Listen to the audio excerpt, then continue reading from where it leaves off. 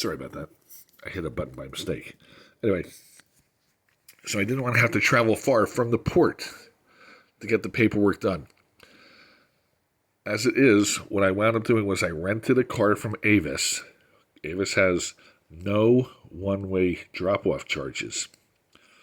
So I rented a car in Indiana from Avis, drove it to Charleston, South Carolina, dropped it off 1 mile from the port, walked 1 mile from Avis's office to the port, walked through the gate, presented them with a form that Sarah had emailed me the night before, and it's their release of the vehicle. And 5 minutes later, I was trying to figure out how to start the thing and shown the door. So what I did then was, even though this is a bona fide license that is registered to me at my New Mexico address by the British government,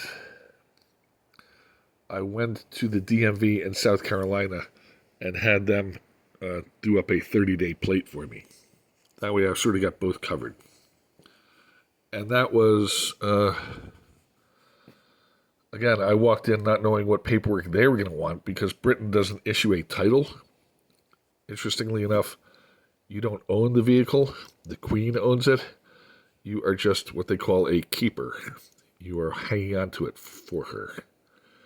So, anyway, I got temporary plates and got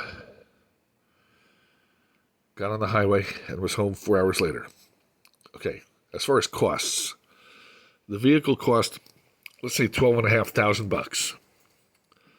The shipping, the row, was another, let's say, $2,000. The paperwork with Sarah and all of that was just over $1,000, like maybe $1,100 or something, and that includes the 2.5% customs. So I made out like a devil there because, like I said, it could have been 12.5%, or was it 25%? Excuse me. And then it was $20 at the DMV to get the temporary tag. There were no port fees.